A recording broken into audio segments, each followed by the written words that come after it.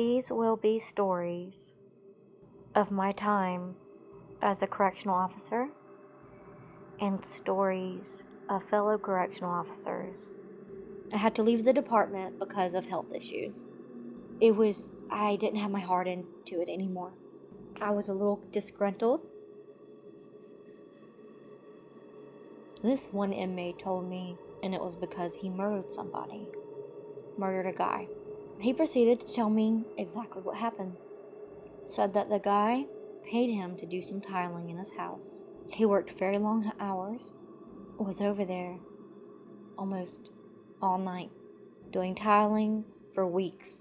And he told me that the guy came up behind him when he was done, and he turned around and said, "Okay, well, I need the rest of my money." The guy laughed and told him he was never going to get paid, and there was nothing he could do about it. And this made him so upset that he grabbed a hammer and he hit him in his head over and over again. He said he called a family member and let them know what happened. And the family member came over and they wrapped him in a tarp and then they buried him. He was only caught because his family member told his wife and the wife told the police. When he was telling me this, y'all, he was just acting like it was a normal thing. How can someone get so angry and murder somebody else? I actually had to take care of rapists, murderers. We had another inmate. He used to go out with girls and take them back to their house. And he used to have a sheet that was silk and it was black. And he would tie them up and he would strangle them with the sheet. And he was a serial killer. He did pass away before I left the department, and I would have to go check on him every day. And he's told nurses, "I want to kill you." There was this one story, a fellow worker told me that this man was this family's gardener, and we had a little boy, and the man would watch the child sometimes when he was outside because he was already outside doing garden work. Well, they had to go somewhere and they're going to be right back. But when they come back, said he didn't know where the little boy was. Well, later on, they found the little boy, his body, chopped up into little pieces and put into one of those big planter pots. And he buried him underneath a plant. This makes me want to throw up just even telling the story. It changes you when you know that this is real. It opens your eyes because a lot of people act like it's not real. They don't care. They just keep going. There are so many inmates that have their own stories. One inmate is in there for life. He decided to kill a man because he was protecting his girlfriend. His girlfriend came and complained to him that the man would not leave her alone. He got so fed up and he tracked him down and he shot him. This inmate, he already passed away, but he told me, well, actually, the system told me that he didn't want to pay rent anymore. So he actually decided that it would be best to go ahead and just kill his landlord. Him and his buddy, when the landlord came over to get his rent, they lured him inside and one guy strangled him with a cord, and then the inmate I'm talking about, he took a claw hammer and he bashed in his skull. He was in prison for life and he died in prison. The unit I was at had a lot of lifers. And that means that they were big time rapists, they hurt someone really bad, or they murdered somebody. There was this one inmate that got on my nerves all the time. He didn't want to ever talk about what his charges were. I was told that he murdered his wife and his child. I am not sure how, but that is so sickening. And he will rot in there. In prison, y'all think, oh, it's so bad. No. They chill outside. They get free food. They get free little rooms with their own little showers. And the unit I was at was more, they had more freedom to walk around and do things. They get rec. They get to play ping pong. They get to listen to music. They get on tablets and play video games. It is unbelievable. And it's so funny how they're on the phones to their families saying how hard and how mean we are to them.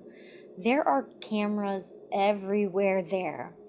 We do not and will not treat people wrong. Yes, like me, if they respect me, I will respect them. That's how it is. If you want to be rude and not talk to me like you're a grown man, then I will not talk to you like you are a grown man. I will talk to you like you are a child. So it's like a mutual thing. And half the time, it's easy not to know what they did. Because in my line of work, like we had to think of them as all murderers. That's what I would do. So I did not treat one different than the other.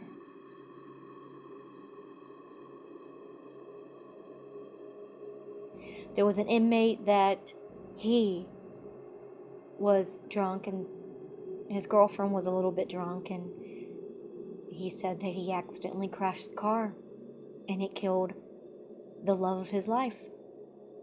And he was in prison for 15 years on top of losing the love of his life. They hold a lot of guilt, and yes, they need to be punished. I lost 4 fellow friends recently, and it's been very hard. The person that hit their car is in jail. 3 counts of vehicular manslaughter. There are a lot of whistleblowers too that I used to read their emails and stuff, and they make everything way worse than what it really is. If you're going to not listen and do things you're not supposed to do and break rules, then you will be punished. You will get consequences.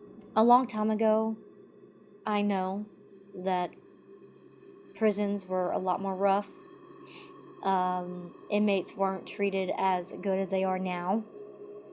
And it bothers me that people still think that, correctional officers are just beating people up and stuff, and that is not what is happening. There are things in the department that we have that protect us and protect the inmates. And that's what we're supposed to be there for. Control, custody, and care. They get free health care. They get to go to doctors. They get to have free surgeries. They get free dental. And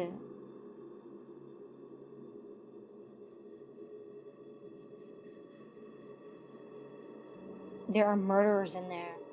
It's so funny how you can talk to someone and they seem so normal, and then realize they killed their entire family. It is dangerous to be a correctional officer.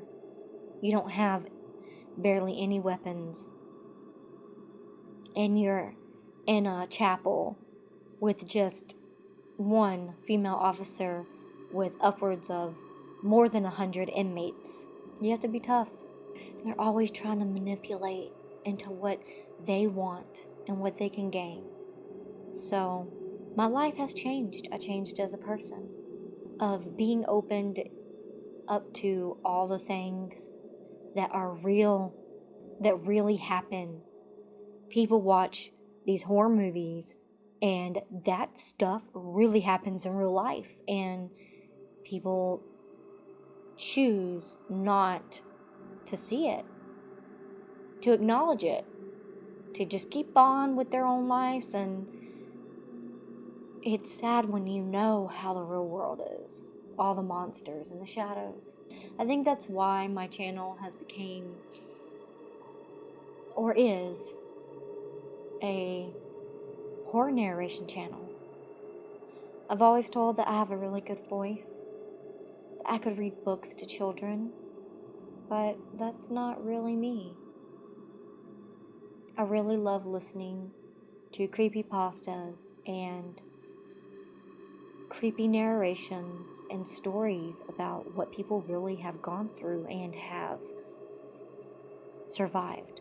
I'm very happy that I am out of the correction world because it was a very stressful job. It makes you feel dead inside, having to be around these monsters every day.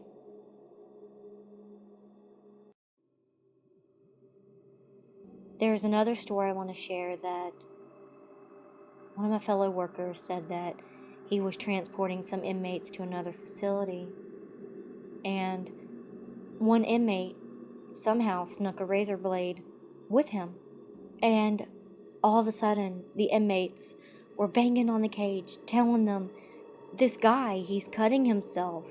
Hurry, hurry." So they opened up and they went back there.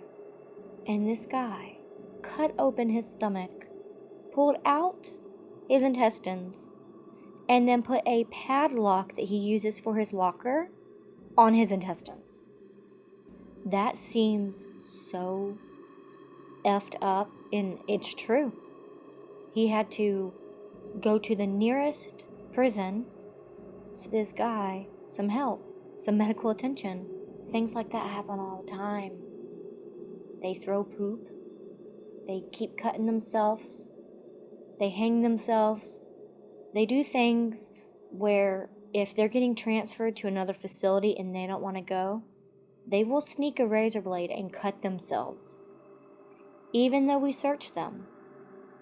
And they think if they cut themselves that they can't go because they have to stay and go to medical. And then that will, probably tack on a week until they get another transfer. They do everything they can to get what they want out of the system.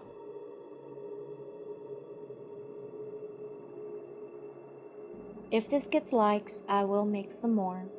I will tell you more about the correctional world. I will not give any secrets, and I will not whatsoever say bad things or make judgments on my fellow officers. Yes, I know I am not with the department anymore, but they are still my family, and I still have their back. But I learned so much in that career about life, about how to be calm, how to not show anxiety. Give me a thumbs up if you want me to talk more about this world, because it seems like it fascinates a lot of people I come in contact to. They have questions. They want to know, what is it really like in a prison? These TV shows too about prison, it's not real. It's not really how it is. It's all misconception. But that's it for today. Alright, well, thank you for listening. Like and subscribe to my channel. Remember, it's scary out there.